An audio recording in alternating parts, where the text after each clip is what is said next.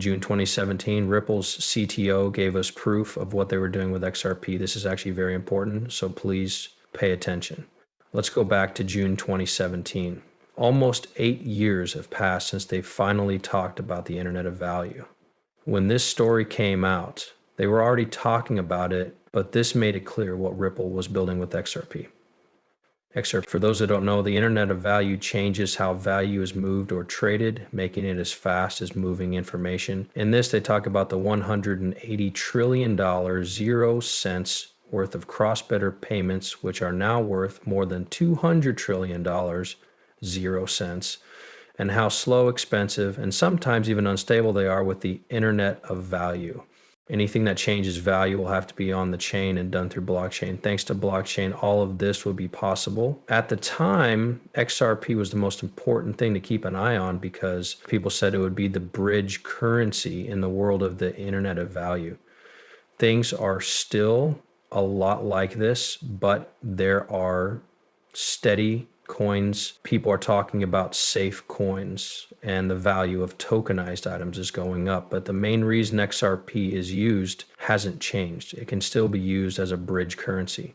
All of these things like safe coins, CBDCs, and tokenized items of value make the use case for XRP stronger. Now, let's talk about that. Think about something else. XRP is a computer thing that can be used in the real world. These are the deal numbers we know, and we have cash on hand. We can learn everything we need to know about XRP from Ripple's website. Huge numbers of businesses and banks can use XRP to power their blockchain-based apps. Basically, they're telling us that XRP and the record that it runs on are important parts of the internet that people trust because the technology has been used before. You can read about the pros and cons of both Ripple XRP and XRPO. We also now know more about what Ripple is doing with XRP, like how it can be used to send money between countries in as little as 3 seconds from now on. There are also people who hold XRP and people who store digital assets. In the end, the useful internet is still a thing, and we're just getting started with it. XRP will be worth a lot of money. I say this because Ripple is also a big part of this, and they use XRP and the XRPL in big ways. Let's start with what we've been hearing for the past few months. On May 6th, Black Swan Capitalist published a great post about how central banks, governments, and global financial institutions just suggested a payment system that works with multiple currencies in a world with many. At the center of it all is a neutral reserve bridge asset that connects value between these systems. This is proof. And what is being proven is that XRP is real. Even though we don't know for sure if it's XRP, a multi-older capital market has been talked about for a long time, and many brick and mortar countries have been working toward it as well. If this does start to happen, XRP and its neutral reserve bridge feature will become very important because, once again, XRP isn't like anything else in the space. It has a lot of strong liquidity, and the fact that it's used as bridge money changes the game even more. The DEX and Ripple payments are also tied to XRP. This is the first DEX in this space, which shows that big central banks like the Bank of England have tried it out and proof of concept tests have looked it over. It's pretty clear that all of this is ammunition. Any institutional player, government player, central bank, or anyone else can look at Ripple and even XRP through this lens. They could see the tests, the data, and what was true. XRP works very well as a neutral backup bridge asset. They could also use Ripple for something other than XRP by tapping into the XRP system. This is because, once again, we can see the differences, but their solutions use XRP, XRPL, and even RODD, which is linked to XRP. It's true that any big player can use XRP or XRPL without Ripple, but they can only use Ripple for XRP in the XRP or as ROUSD on the Ethereum network, which we all know is a waste of time.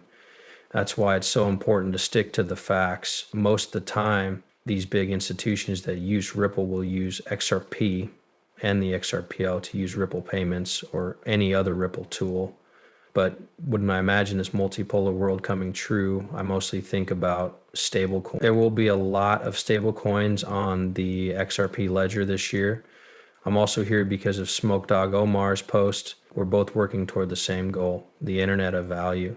Even with stablecoin projects, the XRP system, the most boring part was that it's not just a cryptocurrency, it also makes models of the whole banking system.